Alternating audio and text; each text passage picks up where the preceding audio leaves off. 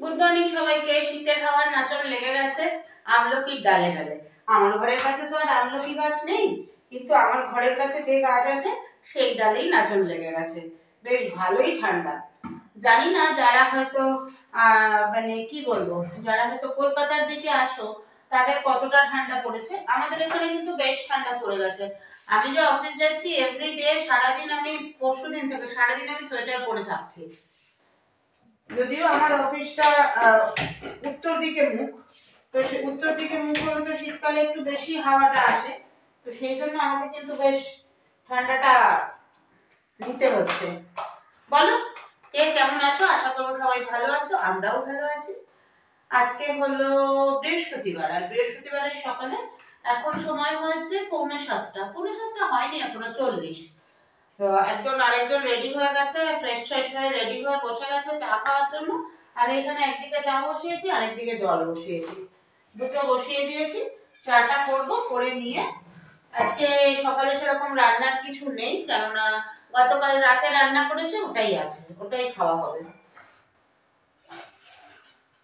এখন একটু ভালো করে জমিয়ে চাটা বানাই। দেখো বাইরেটায় কি সুন্দর রোদ, দেখেছো? পুরো শীতকালের রোদ। এই রোদটাতে আগে আমি যখন জব করতাম না, তখন এই রোদটাতে বসে আমি, দিদি, দাদা সবাই আমরা আড্ডা দিতাম। আমিও এখনো রোদেই দাঁড়িয়ে আছি, আমার কাজ মোটামুটি সারা হয়ে গেছে টিফিন প্যাক করা ছাড়া। আমার এখানটাতেও অনেক রোদ।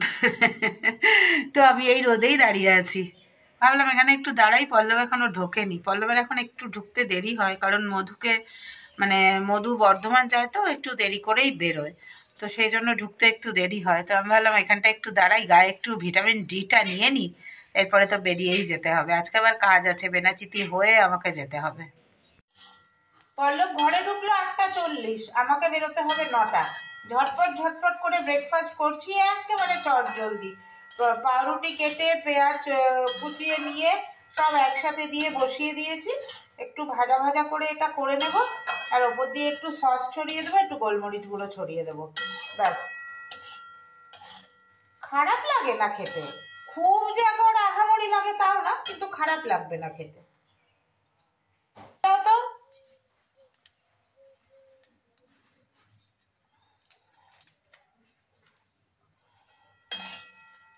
হালকা করে একটু গোলমরিচের কাজ দিয়ে দিলাম।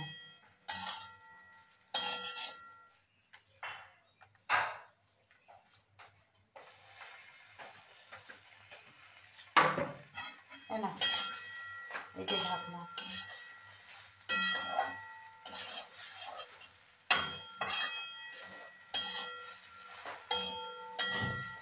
একটা গ্রিন চিলি সসও আনতে হবে।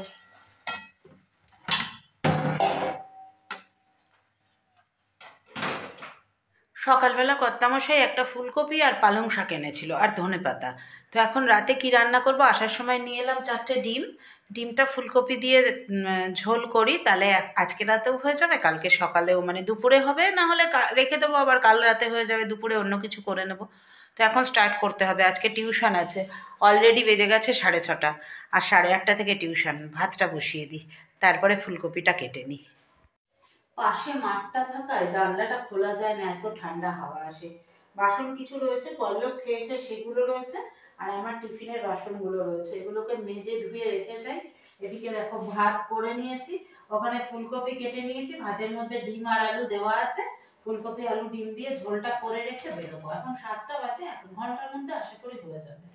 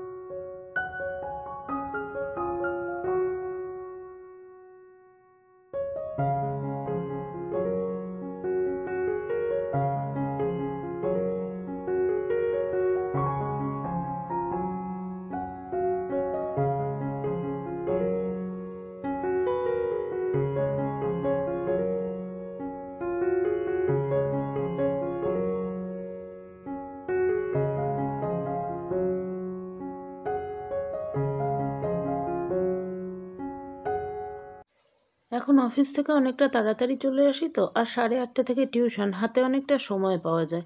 এদিকে কাজগুলো গুছিয়ে গেলে না এসে আর ঝামেলা থাকে না। আর অফিস থেকে এখন যেহেতু তাড়াতাড়ি আসি তাই ক্লান্তিটাও অনেক কম থাকে, তাই অনেক ঝটপট ঝটপট করে কাজগুলো করে নিয়ে তারপরে বেরোলে আমিও ভেবে দেখলাম যদি এইভাবে বেরোই তাহলে এসে আর ঝামেলা থাকবে না, কারণ পরপর 2 দিন তো টিউশন থাকে, আবার ইনি তো কখন কোথায় ঘুরতে চলে যাবেন তার ঠিক নেই। দেখো, ফুলকপি দিয়ে ডিমের ঝোল করব বলে মশলাটা বানিয়েছি। এর মধ্যে কি কি দিয়েছি: আদা, রসুন, কাঁচা লঙ্কা, টমেটো, ধনেপাতা, কাশ্মীরি লঙ্কা গুঁড়ো, ধনে গুঁড়ো সব একসাথে করে নিয়েছি।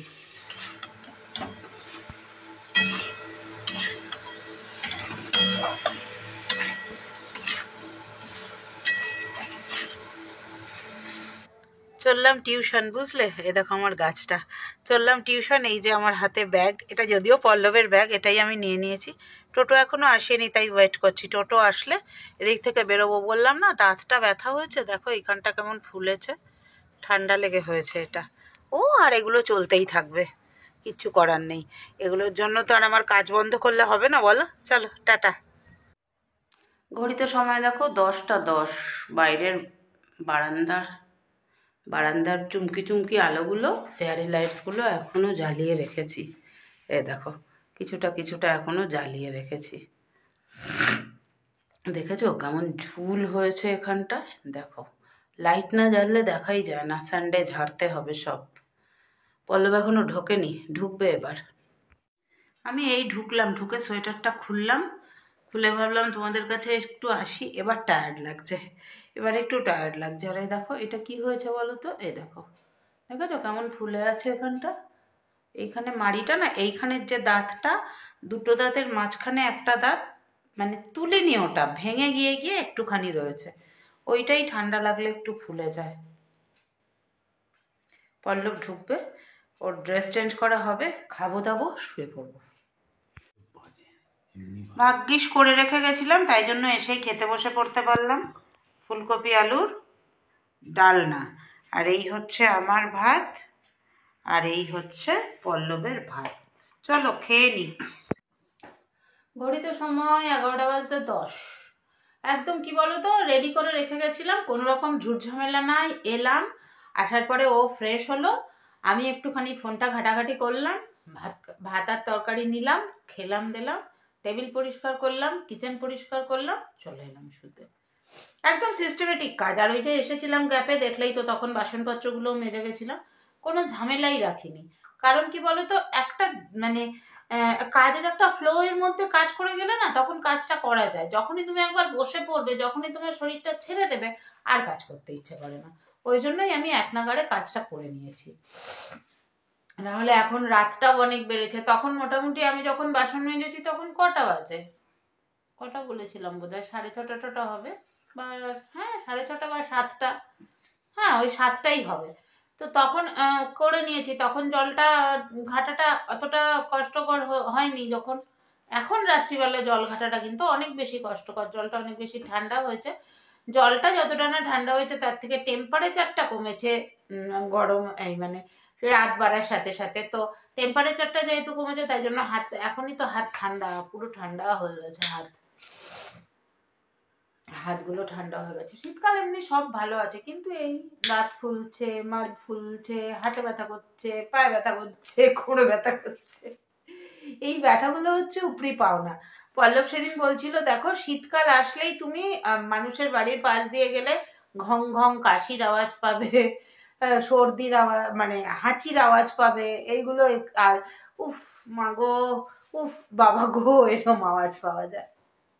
আজকে এক খুব হাসি পাচ্ছে আমার। আজকে এক তথাকথিত সো কল্ড ভদ্র মহিলা, মহুয়া ভৌমিক না গো, কি দেখলাম ভৌমিক তো বোধহয়, হ্যাঁ মহুয়া ভৌমিক, আমার ফেসবুকে গিয়ে, ফেসবুকে কিন্তু আমি কোনো ভিডিও দিইনি বার্থডে সেলিব্রেশনের।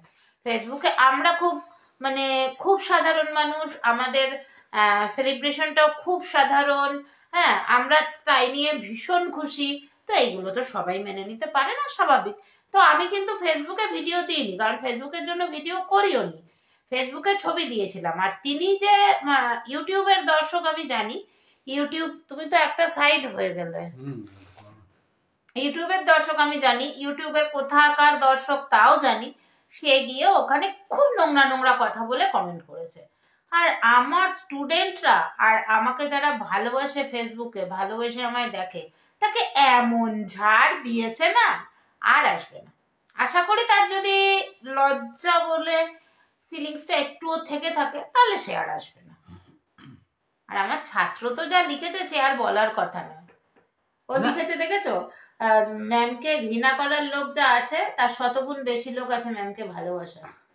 ম্যামের হ্যাঁ। সন্তানরা চতুর্দিকে ছড়িয়ে আছে, ম্যাম একদম, কেমন মা সেটা নিয়ে প্রশ্ন, আমরা অন্তত কারোর প্রশ্নের অপেক্ষা করি না।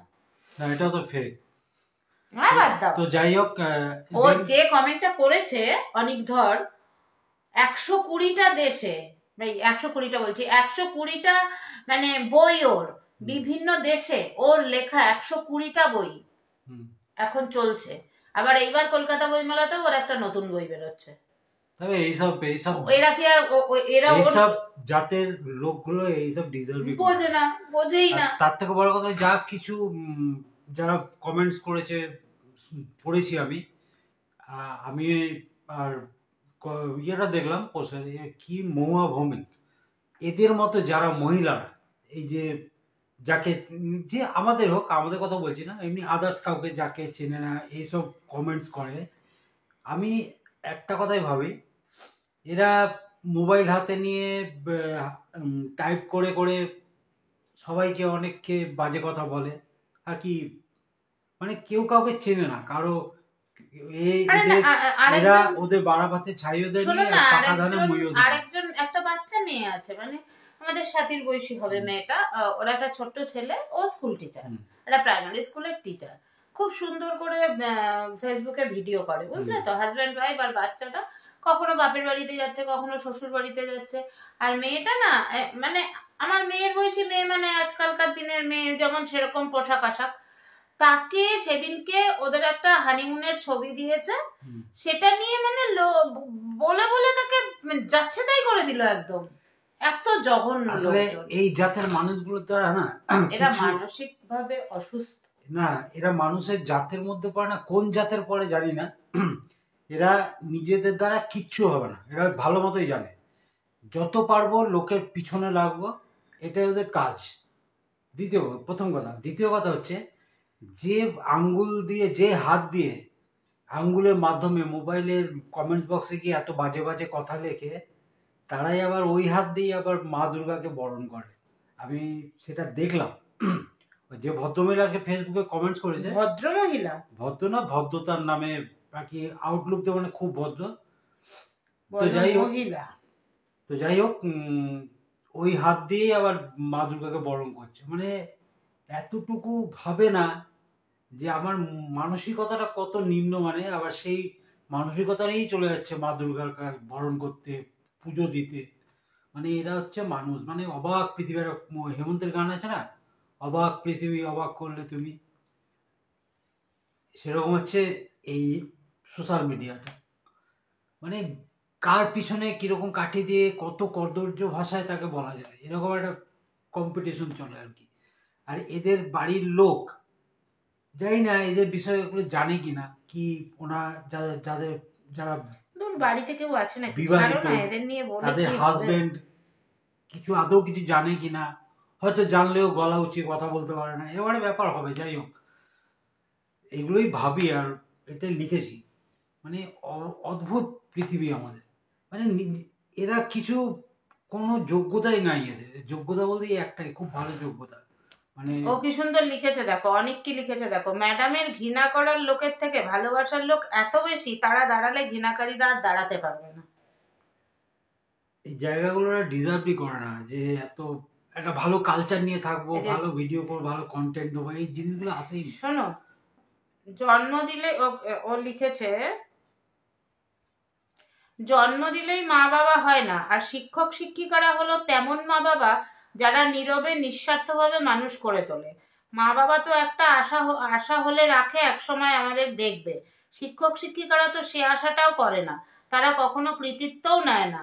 আমি না বললে তো আপনারা ম্যাডামের এদিকটাও জানতেন না, কিছু ভালোবাসা পয়সা দিয়ে কেনা অসম্ভব। ওনারা ভালোবেসে যান বিনা স্বার্থে বছরের পর বছর, জীবনের সবটা উজাড় করে দিয়ে বিনিময়ে এ বয়সে তাদের সম্মানে আঘাত লাগলে সেটা আমাদেরও লাগে।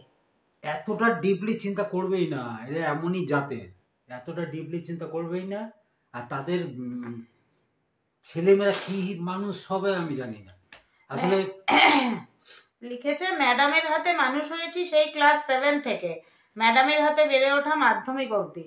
আপনারা পেজ থেকে চেনেন আর আমি ব্যক্তিগতভাবে চিনি। সেই ছোট্টবেলায় তিনি যেমন শাসন করতেন তেমন স্নেহ দিয়ে আগলেও নিতেন। তারপরে একসময় স্কুল জীবন শেষ হয়ে কলেজ বিশ্ববিদ্যালয় হয়ে কাজের ইত্যাদির স্রোতে সময় গড়িয়ে যায় আর যোগাযোগ বা ওই স্কুলে যাওয়াও হয়ে ওঠে না। ম্যাডাম যদি পেজ না খুলতো তাহলে আমি তো জানতামও না যে ম্যাডাম আর ওখানে নেই। এর মাঝে এত বড় ঝড় বয়ে গেল। আজকে যারা ম্যাডামকে সন্তান নিয়ে বলে তাদের বলতে চাই, ওনার সন্তানরা কোথায় কোথায় প্রতিষ্ঠিত সমালোচকরা জানেও না, আর তাদের কাছে দাঁড়ানোরও যোগ্যতা নেই। আর এগুলোই মায়ের স্নেহ আদরে আজ আমরা এত দূর পৌঁছেছি। তাই তাকে যদি কেউ অসহায় বা একাভাবে ভুল করে, ওনার সন্তানরা কিন্তু ওনাকে নিয়ে গর্ব করে। মানে এরা এই জায়গাগুলো তো আসতে পারবে না। এরা যত পাপ করছে না, যত করছে, তার প্রভাবটা গিয়ে সন্তানের উপর পড়ে। কারণ এরা তো আস্তে আস্তে পড়ে যাবে, সেই খাটনিটা তো সন্তানদের উপর পড়ে। তো যাই হোক, যে যেমন যার ক্যারেক্টার, যার যেটা ডিজার্ভ করে ওটাই করে যাও, করে যান, যাই বলো করে যা। কারণ তোদের এইটুকুই যোগ্যতা, তোদের আর কোনো যোগ্যতা নেই, তোরা পারবি না। তোরা আরো অনেক কমেন্ট আছে, সব কোনো কমেন্ট তো ভালো করা যায় জিনিস না। করে আমি 5 জনের কাছে ভালো থাকবো, এই জিনিসটা আসবেই না তোদের মধ্যে। এত আলোচনা ওদের নিয়ে কোন ওদেরকে না, আজকে হয়েছে বলে আমি করলাম। আমরা করি কবে? আমরা এদেরকে পাত্তাই দিই না। কারণ এরা এরকমই, এরা টেরা, এরা কোনোদিন সোজা হবে না। না। আর তারপরে একটা ব্যাপার আছে, যদি কেউ মানে অসহায় হয়ে থাকে, মুখ থুবড়ে পড়ে থাকে, জীবনে কিছু করতে না পারে, তাহলে এরা না খুব খুশি হয়। এরা কখনো নিজের আনন্দে আনন্দিত হয় না, এরা আনন্দিত হয়, সরি ভুল বললাম, এরা কখনো নিজের দুঃখে দুঃখিত হয় না, এরা দুঃখিত হয় অন্যেরা ভালো আছে সেটা দেখে। আমি যদি মুখ থুবড়ে পড়ে থাকতাম, আমার যে লড়াই সেই লড়াইটা লড়তে না পারতাম, খেতে না পেতাম, ঠিকভাবে একজন মানুষকে পাশে না পেতাম, তাহলে এরা খুব খুশি হতো, তখন করুণা করতে পারতো। কিন্তু সেগুলো তো হয়নি। আমি লড়াই করে নিজের জায়গাটা স্ট্রং করেছি, একটা ভালো সেক্টরে ভালো একটা জব করছি এই বয়সে এসেও, তারপরে একজন ভালো মানুষকে পাশে পেয়েছি, সুন্দরভাবে বাঁচছি। এগুলো এরা নিতে আমার পারছে যেটা না। মানসিকতা বলে, কারণ এদের দৌড় হচ্ছে ওই সোশ্যাল মিডিয়াতে, ইউটিউবের কমেন্ট বক্সে, ফেসবুকে কমেন্ট বক্সে। এদেরকে ফেস টু ফেস করো, এরা দাঁড়াতে পারবে না। দূর, এরা ফেস টু ফেস, হবে এরা না, যদি কোনোদিন ফেস টু পারবে ফেস না, আসবে তাহলে একটা করে ডিপি দিত, কারণ পারবে না, ডিপি আছে। পারবে না, থাকলেও পারবে না। এরা দূর থেকেই বলে এরকম, এটা আমি একদম 100% ছিল। ডিপি দেওয়ারই ক্ষমতা নেই কারোর, ছাড়ো, বাদ দাও, ওই চলো। জন্য এদেরকে অতটা গুরুত্ব দিয়ে আমার লাভ নেই। ঘুম পাচ্ছে। ওরা চিল্লাচ্ছে, জঙ্গলে যেমন শিয়াল ডাকে উক্কা হওয়া, সেরকম। চলো চলো, টাটা, গুড নাইট। সুতরাং ভগবান জন্ম দিয়ে পাঠিয়েছে, যে যার মতো কাজ করো। না, তবে ভাবছি 2-3টে অ্যাসাইলামের ঠিকানা আমার কাছে আছে, আমি একদিন কমিউনিটি পোস্টে অ্যাসাইলাম তবে আরেকজন আমাদের বিরাট বলেছে, মানসিক ভাবে অসুস্থ, সত্যি অসুস্থ। দিয়ে দেবো। বারুইপুরে অন্তরাতে আমার মেয়ের এক বান্ধবী আছে, ওখানে ডাক্তার। তারপরে গোবরা মেন্টাল হসপিটাল আছে না পার্ক সার্কাসে, ওখানেও আমার জানাচেনা আছে। আমারই এক স্টুডেন্ট ওখানে ডাক্তার। এরকম যারা টিচার হয় তাদের স্টুডেন্টরা চতুর্দিকে ছড়িয়ে থাকে। তো যদি সেরকম মনে হয় তো আমি দিয়ে দেবো। আর মেন্টালি অসুস্থ তো কনফার্ম। কেন বলছি, সেই জিসি দালার একটা কেস বলেছিল, বাদ দাও, ওটা নিয়ে আর বলো না। মানে এসে সেই জড়িয়ে অনুপমা দিয়ে আমি তোমার দেখি, ব্যাস, তারপরে অন্য গানে গিয়ে ওই মানে যা খুশি তাই বলে গেল। মানে অসুস্থ না কি ধরে। চলো, টাটা, গুড নাইট। মাঝে মাঝে এদেরকে দিয়ে একটা এন্টারটেনমেন্ট লাগে, ওই জন্য আমার খুব ভালো লাগে। তাছাড়া এই যে করলাম আজকে তোমাদের সামনে, আবার সেই কবে এইটা হচ্ছে আমাদের সারাদিনের যত খাটনি তার রিল্যাক্সেশন। আবার যদি কেউ একটা ছাড় পোকা এসে কামড়া, তখন আবার তাকে তুলে ধরবো, এই আর কি। তাছাড়া এমনি তো গুরুত্ব দেওয়ার কোনো ইচ্ছেই নেই আমাদের। চলো, টাটা। চলো, টাটা, গুড নাইট, শুভরাত্রি। সবাই ভালো থাকো, সুস্থ থাকো, দেখতে থাকো অনুপমা সারাটা দিন।